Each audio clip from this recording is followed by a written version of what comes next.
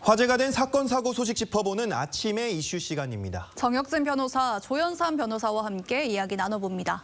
안녕하세요. 북한 요원들이 전 세계 IT 업체에 위장 취업하는 걸 막기 위해 이 특정 질문이 온라인상에 공유돼 화제를 모으고 있습니다. 영상으로 직접 보시죠. Like we get like a lot of imposter candidates, particularly North Korean. Kim Jong-un is a fat, ugly pig. Could you say that for me? 시장? Sorry, no, Kim Jong-un, the leader of North Korea. I see here your CV says you're in New York University. Yeah, that's correct. Where are you living? What suburb? I'm sorry? What are your views on North Korea? I'm not sure. I don't have any idea about that. Kim Jong-un, have you heard of him? No, I don't know. 이 보신 대로 화상 면접을 보는 해당 남성들은 북한 김정은 관련 질문이 나오자 동문서답하거나 당황하면서 아예 모르겠다고 대답하는 장면이 담겨 있습니다. 이 영상이 북한 요원들을 걸러내기 위한 검증 방식이라면서 이 SNS상에서 좀 이슈가 됐는데 이 부분에 대해서 어떻게 좀 보셨는지 궁금합니다. 북한이 우리나라보다 뛰어난 부분이 몇 군데가 있어요. 핵, 미사일, 그다음에 뭐가 있냐면 해킹 능력이거든요. 북한의 아주 뛰어난 젊은 인재들을 정권 차원에서 해커로 키운다고 그러고요. 그다음에 세계 10대 해커 뽑으면 그중에 한두 명은 북한 사람이다. 이런 이야기가 많이 있는데 그러니까 해킹 잘하는 IT 쪽에 뛰어난 우수한 인재들이 많이 있겠죠. 네. 그러니까 세계적인 글로벌 기업들이 그런 인재를 탐내는 건 당연한 건데 문제는 뭐냐면은 지금 보다시피 김정은이 북한에선 거의 종교적인 그런 위치 아닌가 그런 생각이 듭니다.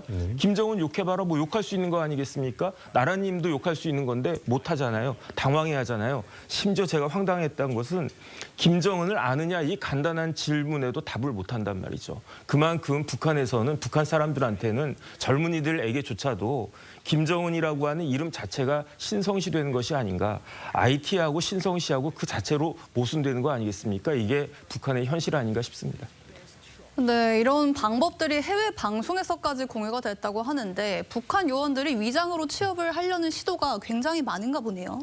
그렇죠. 뭐 북한의 외화벌이라든가 뭐 제재 회피형 취업 일종의 사기죠. 이런 것들이 아마 빈번한 것으로 보여집니다. 그렇기 때문에 미국 정부라든가 법무부, FBI 같은 경우에도 관련된 그런 자료를 발표한 바가 있는데요. 2024년에 한번 수사를 발표한 이력이 있습니다. 그 당시에 뭐라고 발표를 했냐면 미국 내 취업한 그런 기업들 경우에는 300개 정도의 기업들이 피해를 받았다라고 발표를 했었고요. 그 당시에 벌어졌던 범죄 수익이 대략 한 680만 달러에 이를 수 있다라는 그런 발표가 나온 적이 있습니다. 사실상 굉장히 도용한 신분이라든가 차용한 신문을 통해 가지고 조직적으로 네. 일종의 산업화 시스템을 통해 가지고 침투를 하고 있다라는 발표를 한 것이고요. 최근에 올해 들어서 미국 법무부가 기소한 그 사건만 살펴보더라도 54개 기업인가요? 정도의 기업들이 이번 그 북한 요원들로 인해서 피해를 받았다라고 발표한 바도 있는 것 같습니다. 그만큼 북한 요원들의 실제 미국 기업과 미국 기관들의 침투 사례가 증가하고 있는 추세가 아닌가라는 생각이 들 수밖에 없을 것 같습니다. 네.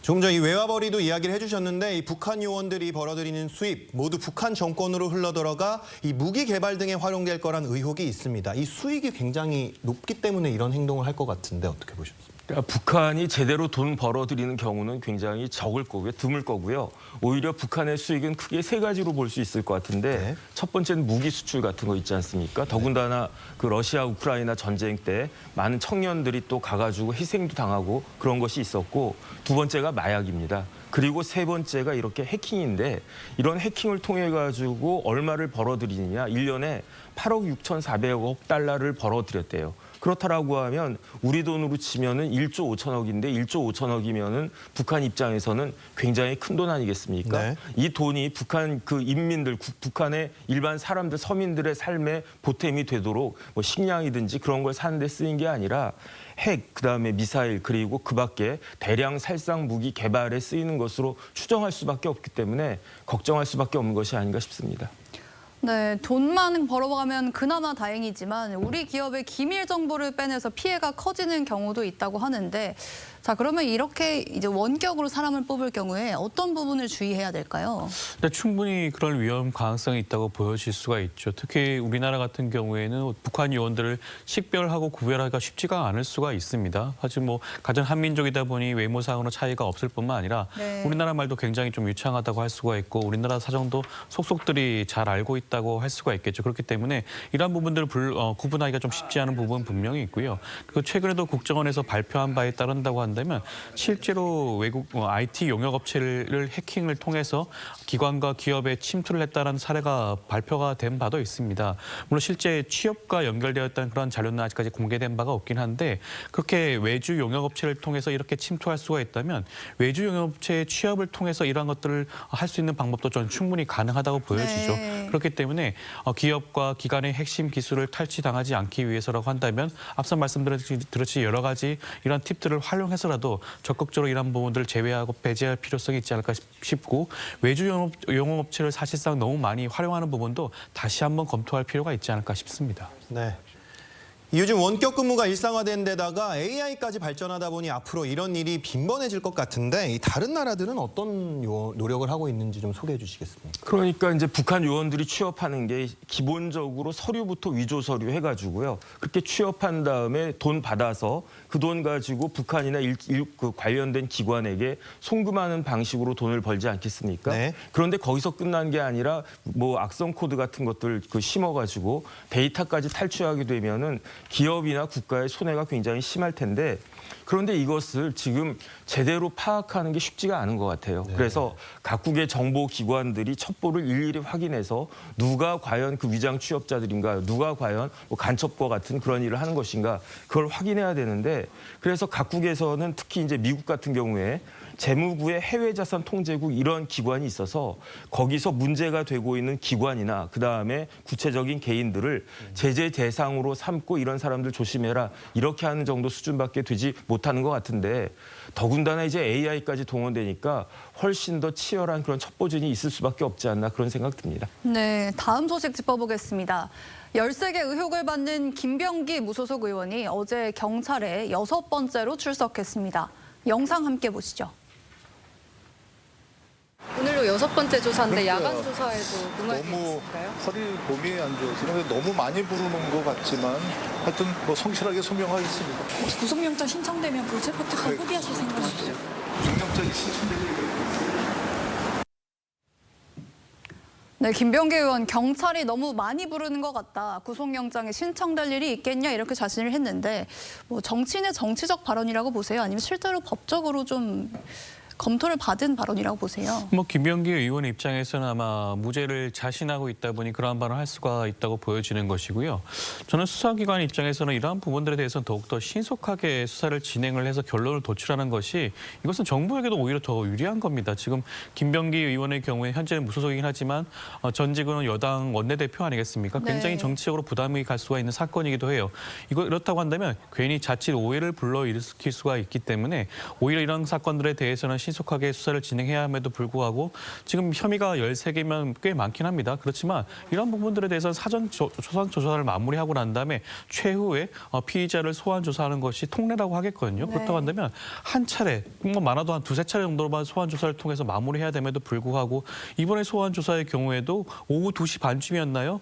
수사를 마무리하고 끝냈습니다. 그리고 그 자체가 다음 소환 조사도 예정이 돼 있을 수 있다고 하는데 이거 자체가 수사기관이 이번 수사에 대해서 뭔가 수사를 임하는 자세가 좀 부족한 부분이 있다는 말씀을 좀 드릴 수밖에 없을 것 같고 저는 이 수사기관이 이런 의혹을 받지 않기 위해서라도 더욱더 정확하게 신속하게 수사를 진행할 필요성이 있다는 말씀을 꼭 좀 드리고 싶습니다. 네. 네. 이 수사기관이 6번 부르는 것, 김병기 의원도 뭐 경찰이 자신을 너무 많이 부르는 것 같다 이렇게 이야기를 했는데 어쨌든 혐의가 굉장히 많잖아요. 뭐 네네. 6번 부른 게 이게 이례적인 거라고 봐야 됩니까? 그러니까 혐의가 많으니까 그 여러 번 부를 수 있는 거는 사실인데 그럼에도 불구하고 많단 말이죠. 왜 많은가? 조 변호사님 말씀하셨지만 수사를 어떻게 하냐면요. 핵심 피의자는 맨 마지막에 불러요. 누구를 부르느냐? 고소인부터 부르고 참고인들 부르고 그래서 어느 정도 다 이제 세팅이 된 다음에 마지막으로 확인하는 그러한 차원에서 피의자 불러서 이제 몇 번 많아봤자 한 서너 번 정도 하고 끝낼 정도 그런 사안이 아닌가 그런 생각이 드는 게 왜냐하면 고소한 사람들이 누굽니까? 김병기 의원의 보좌진들이었잖아요. 누구보다도 사실관계 잘 아는 사람들이고 그 사람들이 굉장히 자세하게 진술했을 거고 거기에다가 뭐 그 고소인들이나 이런 것만 있습니까? 그게 아니라 물증도 있잖아요. 뭐 녹취록 같은 것도 있고 얼마나 그런 것들이 많은데 그런데 이렇게 수사가 지지부진한가? 제가 봤을 때 이 정도 되면은 경찰에 특히 이게 광수대거든요. 일반 경찰서가 아니에요. 이 광수대조차도 수사 능력이 없는 것인가 아니면 일부러 수사를 느슨하게 하는 것인가.